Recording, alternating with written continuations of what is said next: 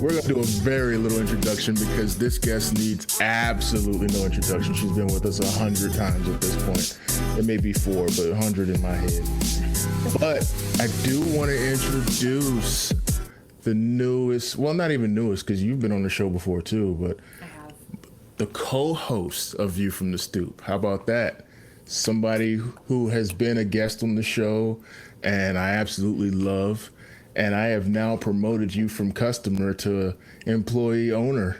I know. I'm super excited. Thank you for having me. I mean, I was just excited to even be a guest, and now I get to host with you and Kai. This is an honor. Oh yeah, and last but not least, I think we said cousin, didn't we? What is cousin it, Bernadette, aunt. What do you want to be? We change it every time. Okay. It's our cousin, Dr. Bernadette. Welcome back to the show. Welcome back to the relaunch. And we're doing video now. So now we've got faces to put behind it. So now I've got to like lotion my face before we do this thing, which is a huge thing now. See, Morgan's staring at me like you didn't lotion your face before. I didn't. Well, no, I lotion my face every day. But mostly because when I was looking for a backdrop, when I thought about it, I was like, oh, we're going to do video, but don't worry, it shouldn't be that bad. And now I realize, I'm in a pink room with dad books in the back, and maybe I should have rethought that. It's perfectly fine. You've still got like that grace period of like new motherhood where I can't like clown you at all. But 2 months from now, it's on. Yeah, no. I will tell you a story about new motherhood. Yesterday, real quick, my baby Nell, she had her first big blowout in her diaper. If anyone's a parent out there, they know what this looks like. I mean, there was poop in places poop should not be. And so I was like, you know what? Like 911 emergency. I don't know what I'm going to do. So I just like took her to the shower, and I was like, that's what I'm going to do. I'm going to hold her in the shower. So I stepped in the shower, and then all of a sudden I remembered I didn't take off my clothes. And so I literally showered with my baby. And she was naked and getting all clean, and I was in my clothes. And that's what happens when you don't sleep. And that's okay.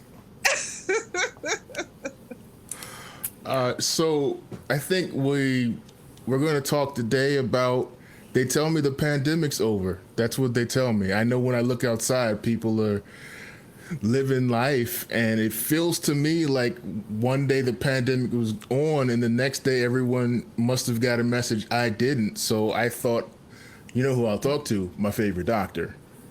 Is the pandemic over? I just saw on the news literally an hour ago that there's another variant of the virus that popped up in Texas and took somebody out. That's a horrible way to say it, but That's true. What's going on? Can I go outside and just get to it, or what? So to answer your question, the pandemic is not over. Okay. I think we all need to be clear on that. Just because we've decided to relax some of the recommendations does not mean that it's a free-for-all. We just go out here and do whatever we want. We still need to practice safety precautions. And, we have to use our own wisdom. If you're going, a lot of people who's not vaccinated, you plan on being in there for a while. I mean, why not err on the side of safety? It's just that simple to me. Put the mask on and just err on the side of safety, because the pandemic is not over. We have these new variants now, and they are really infectious and are landing people in the hospital and in being on the ventilator. And do you think, Dr. Bernadette, I mean, it's scary out there. I mean, we are seeing people not wearing masks anymore, mask mandates going up. And then we're seeing people that are, making fun of or cyberbullying people who are still wearing masks, So, the importance of a mask, I think, is something that we need to reiterate over and over again. But should everyone wear them inside as much as possible if we don't know who's around? How about outside as well? What do you recommend? So I definitely recommend inside, and you know who vaccinated, just put the mask on. And here's the thing: when we talk about bullying, remember that the cost is high. We're talking about lives now. We're not just talking about, you might get a very bad cold and you'll get over it. We're talking about actually losing your life to this pandemic. So if I'm in a situation where, even if I'm vaccinated, but if I'm inside and I don't know who's vaccinated and who's not vaccinated, and I mean, we don't want to go around asking people. I think this is just a time where we use our common sense and put the mask on. Now, if you're outside, then you have a little bit more leeway there, and you can possibly get away without wearing your mask, especially if you're vaccinated. But remember, I keep wanting to remind people that me wearing my mask protects you. So when all these people who are not vaccinated are kind of for putting protect them, because even though we're vaccinated, and this is a point that I really want to stress because I've seen it in the news a lot, you still can get the virus and you still can transmit the virus to someone else. And we never said that getting a vaccine would mean that you would not contract the COVID virus. What we said was that you will likely not end up in the hospital or dead from the virus if you had your vaccine. So I know I hear a lot of talk now, oh, people, someone got the virus and then they still got COVID-19. Yes, that's true. That can definitely happen. But we never said that wasn't going to happen in the beginning. What? Okay, so let's just be honest. I know a lot of black people, and they're like absolutely adamant that the virus is going to take them, or the vaccine is going to take them out.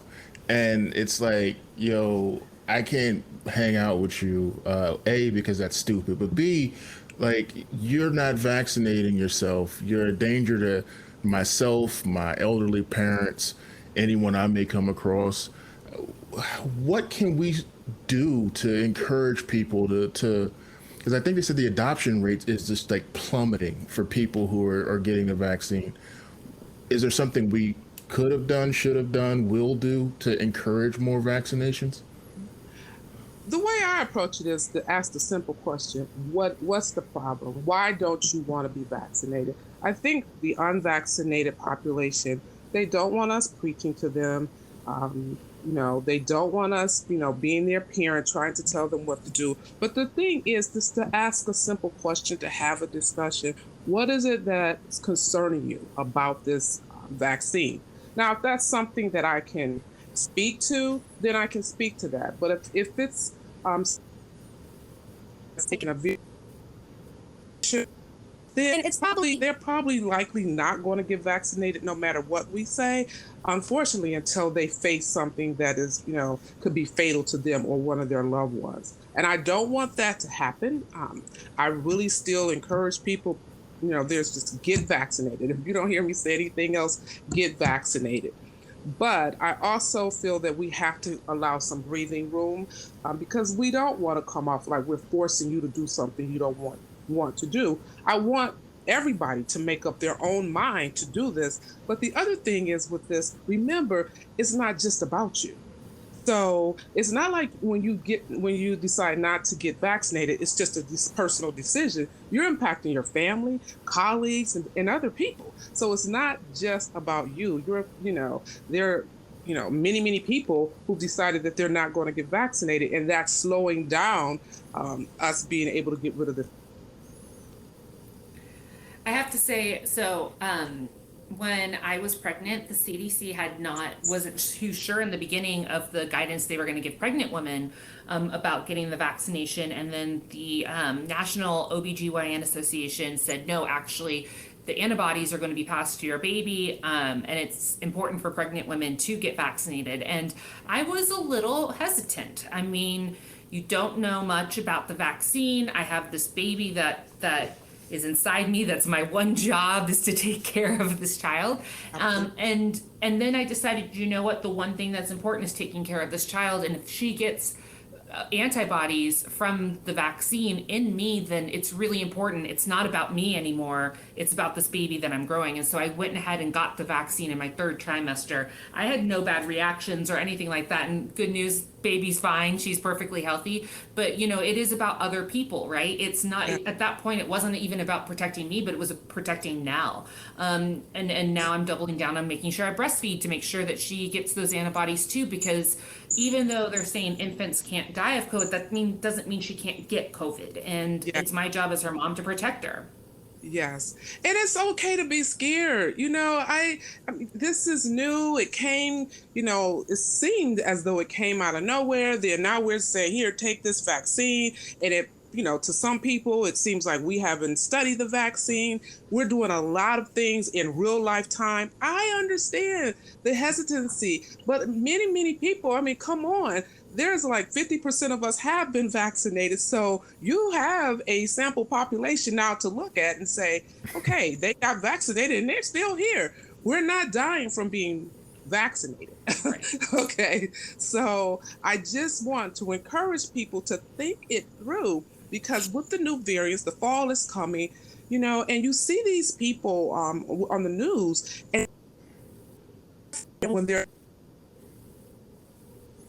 And I heard a quote today from a doctor who said how, as she's getting ready to put a patient on a ventilator, this person is begging her for the vaccine. It's too late.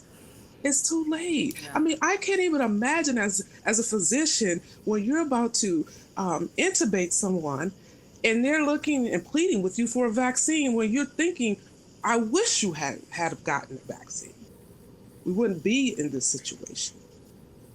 What about people who had contracted COVID?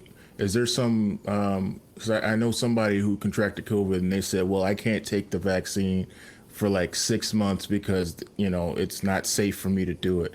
What's the directions for that type of stuff? So no, it's not 6 months, but we do recommend about 90 days. Now, I actually recommend that my patients start really looking at it around,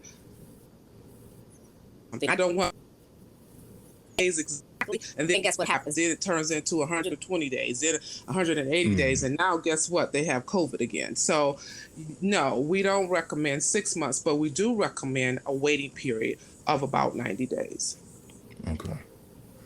So there's something you can't vaccinate me against, and that is the anxiety that comes with, like, so full disclosure, where after my first vaccination shot, I got like super sick, and I was just at one point I thought I was going to call the ambulance. I was sick for about 2 weeks, and almost I had to really like talk to myself to go get the second one because I was that scared. I thought I was dying. But what can people do about the mental aspect of this whole thing? Because on top of being, you know, deathly scared of COVID, now, you know, I've got these people who are wandering around outside living life, and, you know, they're in some way another anxiety-inducing thing on top of, like, okay, it's time to return to work full time. And we're going into these environments where maybe our jobs haven't done the full thing of getting the office ready. Well, you know, I don't want to sit next to two people who may or may not have gotten the vaccine. And let's be honest, people are going to lie about whether they did because there's a stigma attached to not getting it. They don't want to get it, but they also don't want to be judged for not getting it, which is a little ridiculous. So there is no vaccine for anxiety. What can we do to kind of get ourselves in a mental space where we're able to navigate this crazy world we now find ourselves with? So there's two parts to that. One is the anxiety that you spoke about initially when you got your vaccine and became very ill and was a little bit vaccine. we try our best, and maybe this is something that we can work on more to actually prepare people for what the outcomes might be or the results might be of you getting the vaccine. We know that you really can get the flu-like symptoms. And so for me, it was easy to prepare myself for that. Okay, I know what getting the flu feels like. If this happens, then I'm prepared mentally to deal with this. Going in, I do believe if you go in with the attitude like, oh, I'm just going to get this vaccine and, nothing's really going to happen, then it kind of sets you up for even more anxiety when something happens. Because guess what? As soon as you start feeling sick, you say, oh, I hope I don't get COVID from this vaccine, right. Which you will not, right? Mm-hmm. So preparing yourself to say, you know what? I'm getting this vaccine, and I do understand that I possibly could have flu-like symptoms. So I'm going to prepare myself. I'm going to go to the store before I have some fluids in the house to take care of myself if indeed I get the flu-like symptoms. And then just be prepared for that. And knowing that no matter what the outcome is, you're going to get that second vaccine, because getting the first vaccine does not fully protect you. That's that part of the question. The other part is it is very difficult. People are having a lot of anxiety about going back to the workplace. My thing is, you can only do what you can do, okay? I mean, we want our jobs to really protect us, and I hope for the most, to the most part that they do, but you have to be prepared to do all that you can do, which right now is to be vaccinated, okay? If you're not comfortable being at work without your mask, wear your mask. It's not, necessary, but you can wear it if you feel comfortable, because at the end of the day, this is your life and your wear your put some distance between you and the other person as well, in as much as you can. I'm hoping that most jobs will try to accommodate this and to accommodate people's anxiety as well. And the other thing is, remember to go back to those basic things that we do to manage our anxiety. Like, go back to your breathing techniques, go back to your meditation, go back to those things that you normally would do to manage your anxiety. Take that walk at lunchtime to get away from everybody that's in the office. Those things still matter right now, and they might not take your anxiety to zero, but they will definitely take it down some. I mean, I'm in an environment every day where I'm exposed to, ill and sick people. And so for me, just remembering those techniques that I used before the pandemic and putting those in place, they really, really helped me manage and maneuver through my day. And how about if those things don't work? I mean, going to your doctor and talking to them about this, I'm sure you urge people to do that, but what are the next steps when breathing doesn't help? Sometimes anxiety is so much that you don't want to even leave the house. And I think that I see that a lot in happening people. So what are those next steps?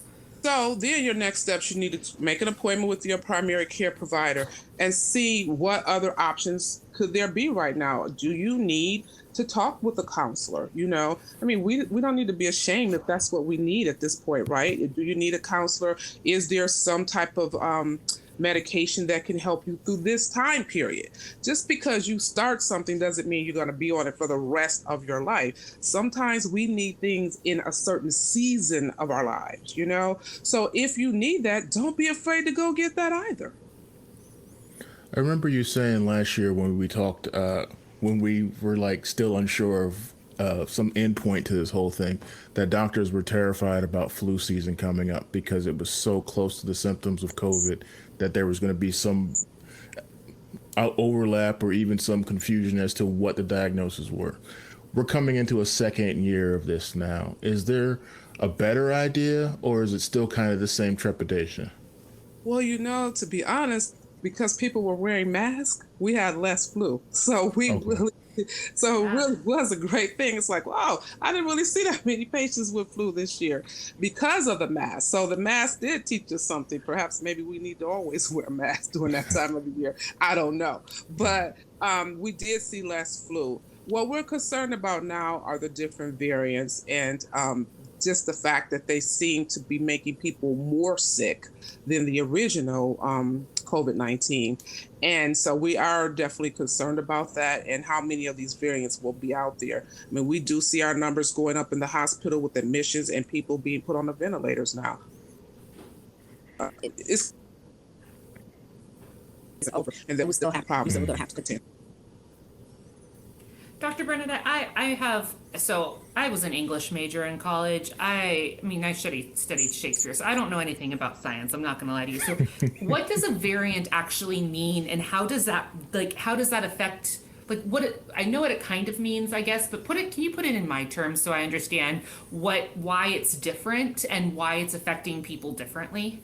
Right. So basically it's taking on a different, for lack of better words, it's taking on a different shape, form, or way to infect you, okay, than the original version of the disease has. So, I mean, that's kind of really basic, but that's pretty much what it's done. So it's kind of trying to trick your body, okay, to trick your body to not recognize it as COVID, but it is COVID-19.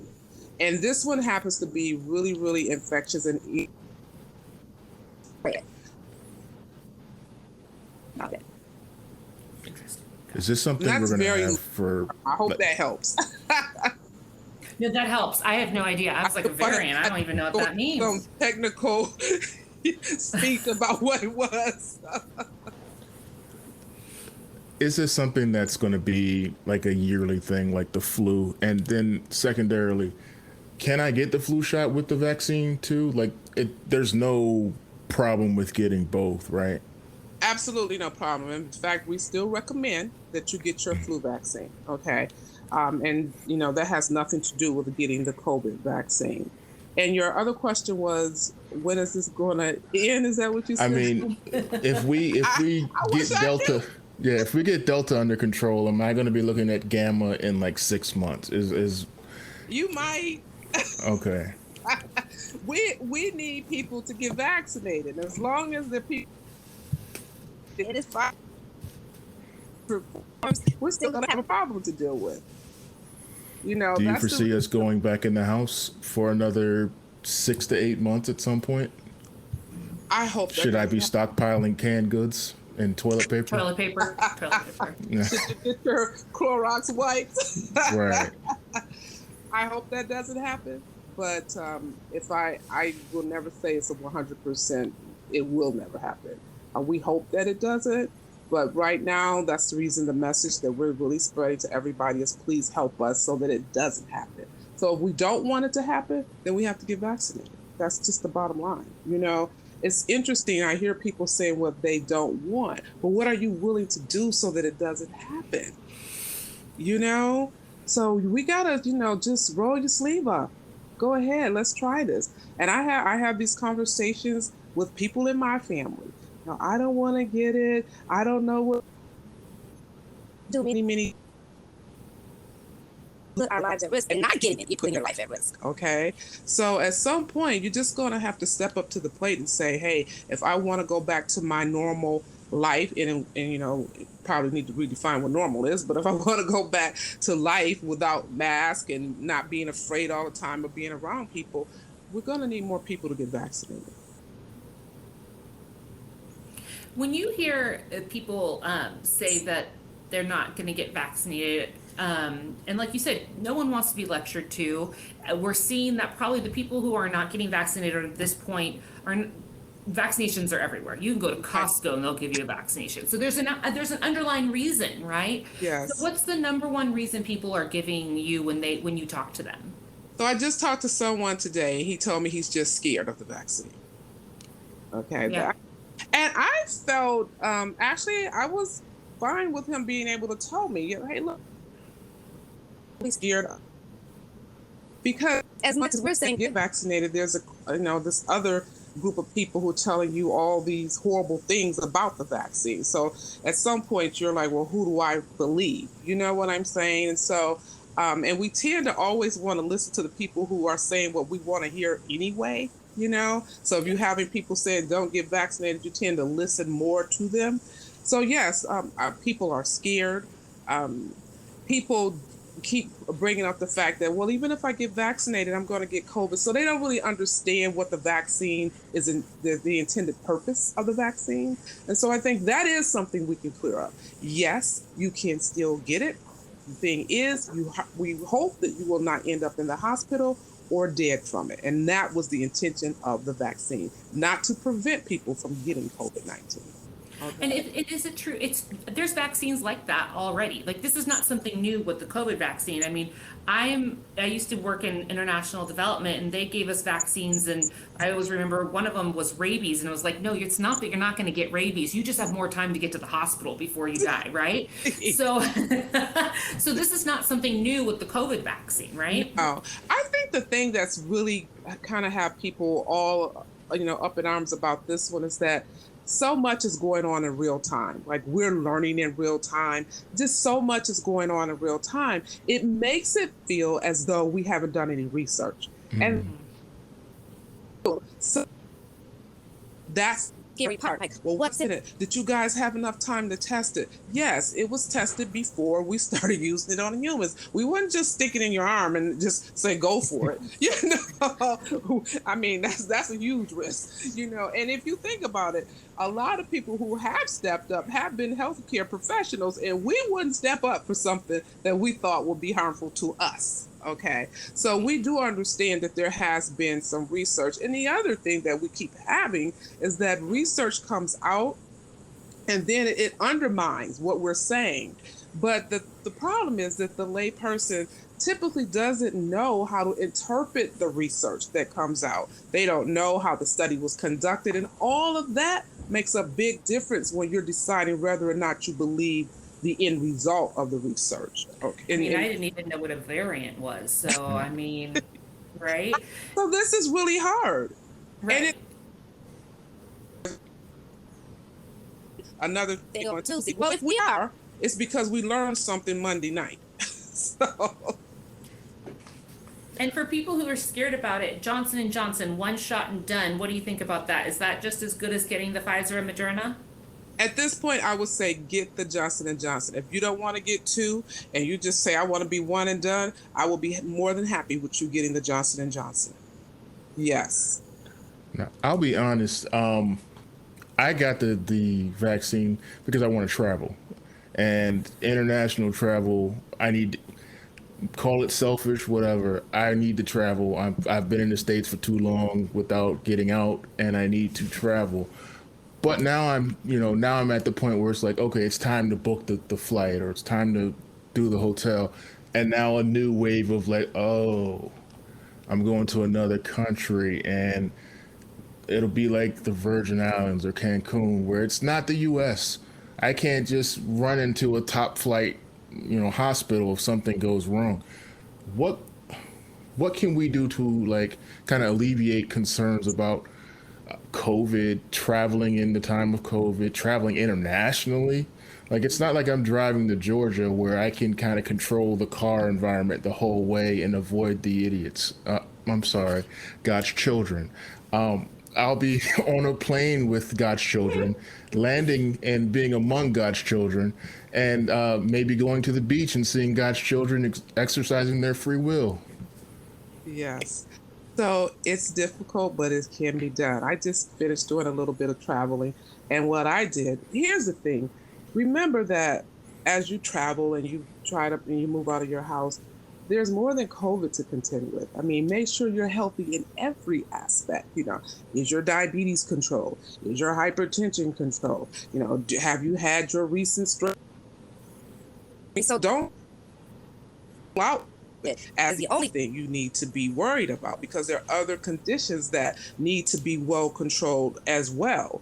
So for me, making sure that your overall health is good. Okay, making sure that you are eating right, that you are exercising, that you have had your vaccine. Put your mask on.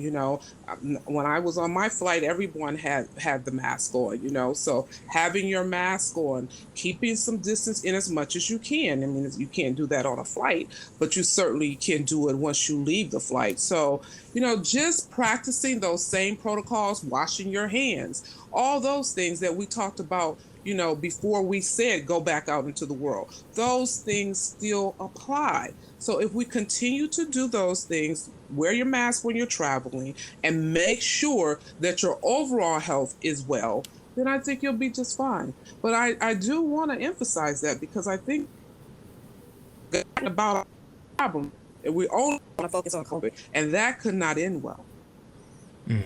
So many people have delayed testing. They haven't gotten their colonoscopies. They haven't got mammograms. They haven't came in for their physicals or their labs. We can't stop doing those things, because COVID is not going to be the only thing that you'll have to deal with in that situation.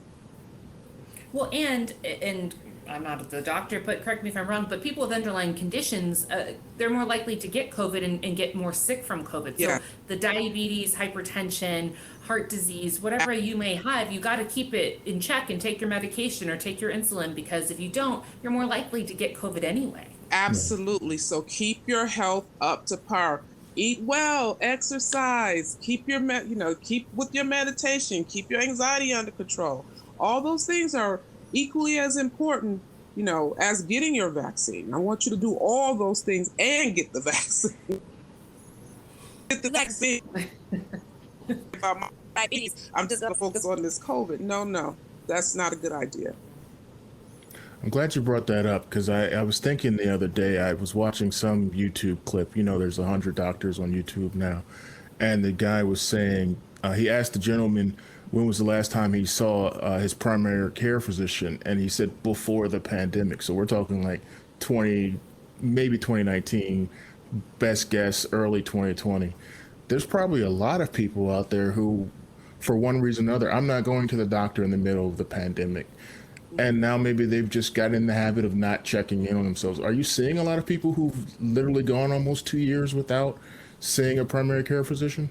I have, and some of them are afraid to come into the office. I mean, you're coming into the doctor's office, so right there you're thinking, well, I'm going to get exposed to COVID. So we try to reassure them that we are doing everything we can.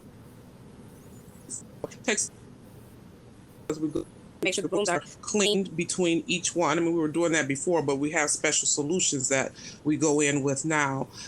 We try to make sure we keep the waiting room to a low capacity, and we've even taken some of the chairs out of our waiting room so that there can only be a certain number of people in there at any given time. And we'd ask our staff to move them from the waiting room back to an exam room rather quickly. So we're doing things to prevent that. We have our staff and making sure that they have their mask on, and I'm wearing gloves and taking care of myself so that I can see the patient. But a lot of it is that they're afraid as well to come into that environment, and I understand that. We still do offer some televisits to help people who just can't come into the office or who just really are fearful of coming there. But there's only so much I can do on a televisit. I don't want to ever say that is a reason not to be a whole year televisit.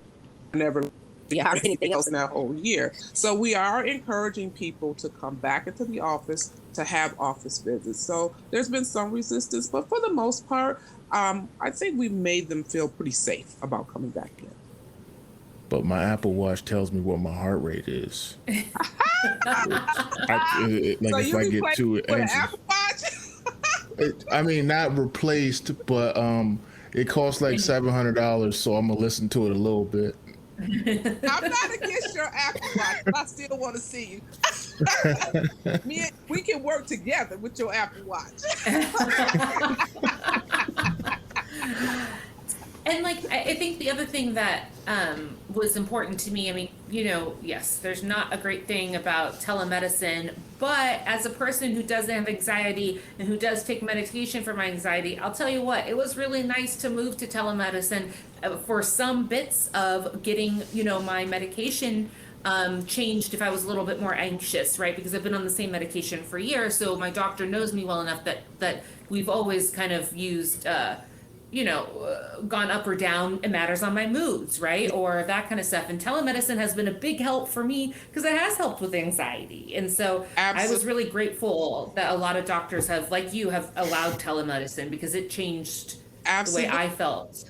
I've actually decided to keep it as a regular part of my office now because of that, and I see the need. I really do. Before I was probably a little bit hesitant, but there are some things that I definitely feel comfortable with, just like you just said. If you've been a patient of mine for years, we're really just maintaining your medication. It's easy for me to ask you those questions. Hey, check off the checklist. Okay, she's doing fine. And then come on in, then I could call your medication in. And even with my telemedicine patients, if I need them to do labs, and then I'll comfortable, you can come in and get your labs done. And I usually try to give them a time when the office will have the fewest people there. It's great. I think that's one thing that's been important. Like I said in the beginning, the idea of mental health during COVID has been it's been hard on everyone, and it's been hard on people who are on medication and not medication, but there's so many things we can do to ensure that we still have that mental health and we keep our minds not just as healthy as our bodies. Right. I think the good thing, though, I mean, we talk about mental health in COVID, is that it has allowed us to freely have these conversations about mental health. I've seen so many top people talking about it now, which is a good thing. It's sad that it took a pandemic for us to be able to come and be, to have these conversations. But I am glad that we are now talking about it more openly. Yeah. The part of some point, we're going to deal with something that causes us anxiety or causes us stress. So these are conversations that are long overdue. And there's some, the pandemic has actually been the catalyst to start some of these talks. I had my first experience with therapy in the last 6 months, and honestly, it worked, it helped, and what was most comforting was it was just a conversation.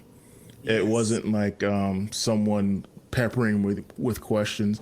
I was forced to answer some tough questions, so that was like, a little bit of a jarring thing, like, well, why did you do that? I don't want to talk to you about that. But I realized that, you have to, like, what's that phrase? You have to do the work.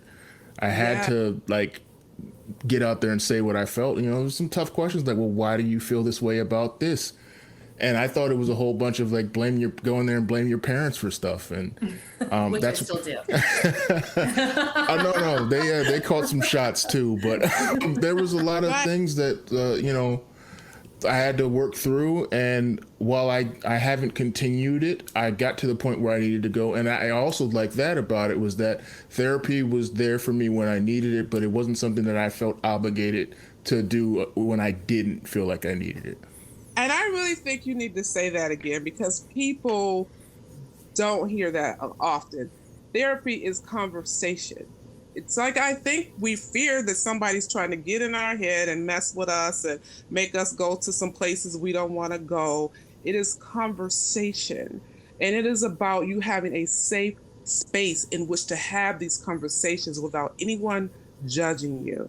And, we have this, I think we've watched a lot of television. So we've created this whole thing around therapy. Conversation. Just what's on your heart and your mind. And we need more of that. We really need more of that. And for you to realize where you got stuck so that you can find a path to navigate your way from that point. Some of us got stuck in our childhood. Some of us got stuck in our 20s. We need to figure that out so we can start navigating our way to a very safe and beautiful place in our life. And I think one of the things that really you said is important is the fact is back in the day, no one talked about going to therapy anymore, mm-hmm. right? And just recently, I went to coffee with a woman who I've met in person maybe 2 times, 3 times. She's a new mom too. We gravitate to each other because we have no idea what we're doing. And, she was like, you know what? I totally forgot. I said we could go to coffee at 9, but I have my therapy appointment. And it's people are now so open about going. We talk to others about it. it makes it less, it used to have a stigma towards it, right? It was like, oh, you go to therapy, but now people realize like it's important, even if you don't have a traumatic event, or even if you don't need medication or have anxiety. I think it's important to have someone that you can have an open, honest conversation with, because those are hard. I think that once you become 18, you should be required. Here's your card. Here's your therapist. I agree. I wish I would have gone sooner. Yes, but if you didn't go sooner, here you go. And I think once people go, they'll realize it's not that scary. You know? No, I actually enjoyed it, and I love the moments where I was like completely right in the way I felt, and that was validation. And there were moments where it was like, well, I don't understand why you thought that. Explain it to me. And in having to explain it, I was like, ah, man, I owe somebody an apology. Man. But I was right too, so never forget that.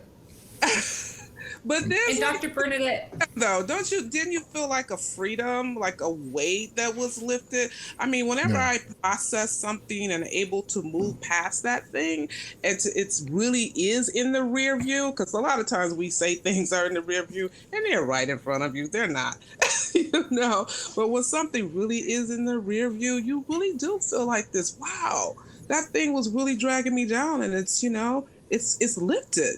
You know, so I just really feel like it's no more than having a conversation with a friend, except for this person is trained to guide you better.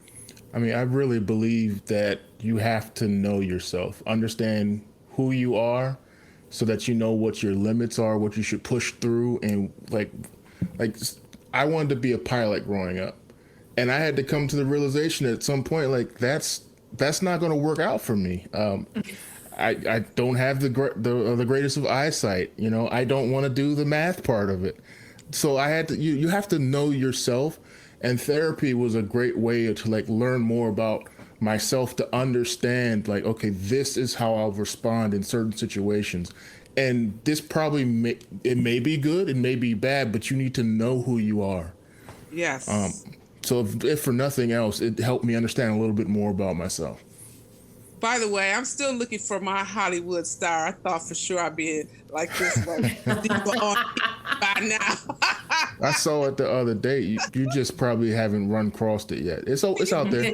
A picture of it. My phone is this thing.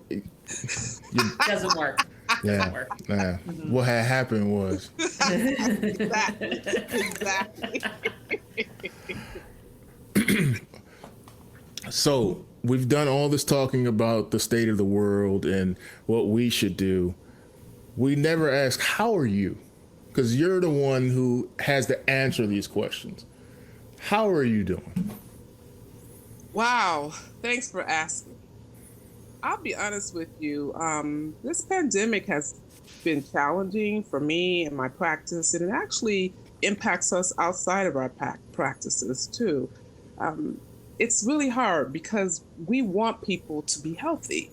And so it's kind of hard to be put in a position where you feel like, you know, you're preaching to someone, or you're there, you know, that you're against, people believe that you are a part of a system that's trying to hurt them. And so for me, that was a very difficult position to be in, because most doctors, we went into this profession to serve. We really did. And so it's really hard for us to be, we feel like solution to the problem, but you still are resisting us. So that's been a challenge for me. I mean, I leave the office many days feeling very tired, very drained, but I keep going back. So I feel like if I got one more person to do the right thing, and not just in terms of just the COVID vaccine, but in terms of their health in general, you know, if I can bring down help one person have less anxiety about something, or help one person, you know, have better health in terms of just their overall health, that I've made a difference somehow. And so this pandemic has really pushed me to do that, but it's also been very challenging. So it's been hard. I've definitely been breathing a lot more. Definitely been meditating a whole lot more. You know? Can't miss it. I got to do it before I go to work. You know? If no one told you today, thank you. Man. You know? Well, we say thank you because, Yes. I mean, this is I think the third time you've talked to the show about the pandemic and getting through to the other side. And each time it's been helpful. It really has. We really thank you for just taking time, because I know you've got to practice. You've got things that you've got to do, and you took time out to like come talk to us. And we're just two people. Trying to survive. Yeah. I think also it's like, too. I mean, I'm hearing Morgan and I heard the baby, and I'm so excited for her. And Gosh. just so you know, Morgan, nobody knows what they're doing when it comes thank goodness. nobody. Let me tell you, So, this take that baby off. and pandemic thing. For all the new moms that are listening, let me tell you, figuring out this birth thing was hard, and figuring out the pregnancy, but doing it during the pandemic, I mean, I went to doctors and stuff, and everyone's just kind of like, you know, no one's really gone through this with the pandemic. You're going to be, and I'm like, thanks. But you know what? I think just like you, we all learn, and I'm grateful for people like you, Dr. Bernadette, and the doctors that took care of me and took care of my baby. And, you know, I put a lot of trust into the system and to doctors like you. And what I learned was, I am not a doctor for a reason, and my job is to trust the people that know what they're doing, right? And my job is to listen to them and realize they went to school for this. And when they tell me, you know what, Morgan, you should get the vaccine, or you know what, Morgan, it's better for you to have a baby, you know, to get, you know, do this or that, like, it's hard to trust people. I don't like trusting people. It's not in my blood, in my gut to like want to trust, but it really was a moment this pandemic gave me to like step back and realize I have to trust the people that know what they're doing. And it was hard, and it was hard to blindly trust sometimes, but you guys you're the experts, not me. I'm not an expert in this. And so people like you, I'm thankful for you guys, because doctors are the ones who made me healthy and made my baby healthy. And yeah, you're doing the work. Yeah. And just understand, I mean, we know that it's scary, and, you know, we're asking you to do a lot to trust us. And we also ask for some grace, because we're learning too. You know, we're in this pandemic with you. We're not on the outside looking in. We're in it with you. We have family, we have friends. You know, I've seen family members die. I've had friends pass away and patients pass away. We're in this with you. So we're trying to be as transparent as possible. And if we do not tell you every little bitty thing, it's because we're trying to come to you, help not increase your anxiety. So it's tough for all of us. But if we just stay in it together, oh my gosh, if we really get in this thing together, everybody, if we get in this thing together, we can shake this thing loose. Come on now. Come on. We really can. If it'll help, there's a cookout at the end of this whole thing. Like, we all just going to get together and cook out. Everybody's invited. I saw a meme, not a meme. What do you call it when it's a video, but it's basically a meme? Anyway, where the guy was like, we're going to invite the black people for the food and the Mexicans for like the party, and like the whites are going to bring all the crazy games that they play, and we're just going to have a hell of a time. And I was like, you know what? That sounds amazing. That really does. So if you guys just act right and put your masks on and get vaccinated, we will do a cookout. We will go down to the mall in DC.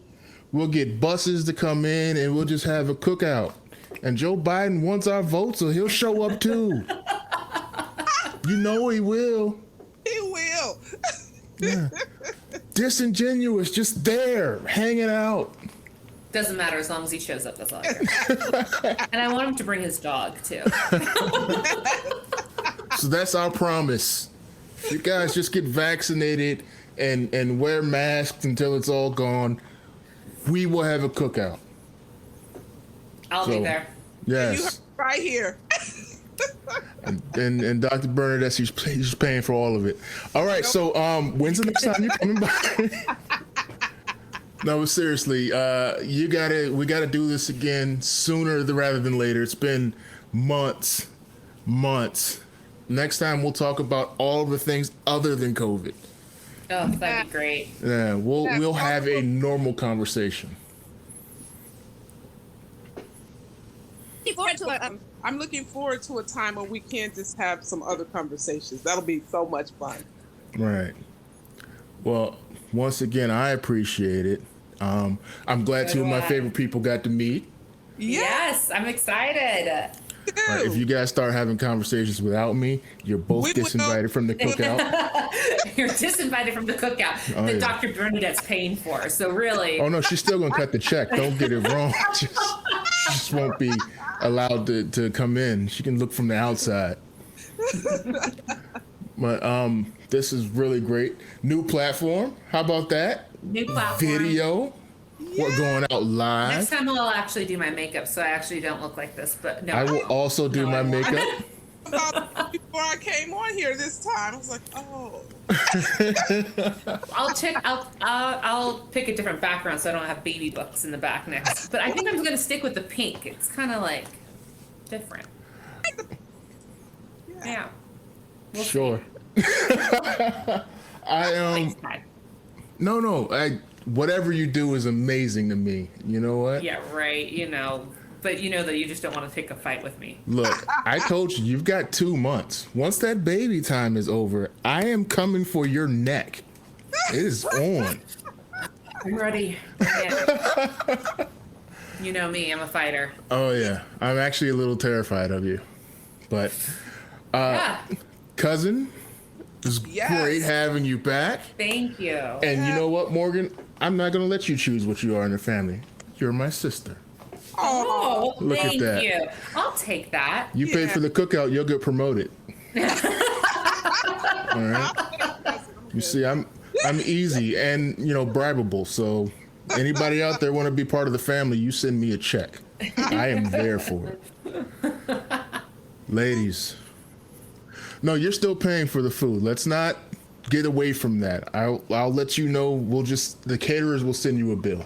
I won't make you have to pick out all the food or cook it or anything. The caterers will just send you a bill. But this was great. We're gonna do this again. How about we just box ourselves into a corner? Let's do it again next month. Oh, that sounds great. I'm down. All right. Let's do it. So we'll do it next month, and I don't know. We'll figure out a topic, even if we just sit here and play virtual Monopoly or something. I'm I'm down. sure there'll be something to talk about. Of There will course, be there'll be something by something to next talk month. about. We're so Be on cynical. variant Zeta or something like that. we're so Don't worry. cynical. I'll start telling stories about the people I know I'll who. be here. Oh, I've got stories for you about people who don't want to get the vaccine. Matter of fact, I always give you one story of true ignorance.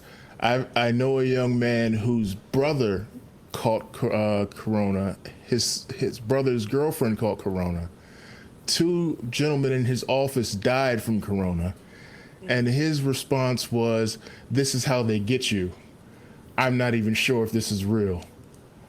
To which I just stared at him, because really, what other response can you have at that point? You just got to stare at him. But it also lets you know how deep denial goes. I mean, that's some So real deep. serious denial to be able to think like that. So, I mean, I have to, have some kind of compassion towards him that he could be in such deep denial. Yeah, compassion is one word for it. I immediately cross him off the list of people who were to be in my Not my immediate friend circle. anymore. Yeah, Not my friend. you can't come around here no more. I tell you, you drop all the ends of your sentences when you express that, and all the English that you learn. Nah, you can't come around here no more. You gotta go. Go and get. Can't stay here. No. I'm gone. All right. Well, thank you again. I don't think we can Thank say that you. enough. We absolutely love you. We'll see you next month. All Next right. month. Then. All Bye-bye. right. Bye. Bye.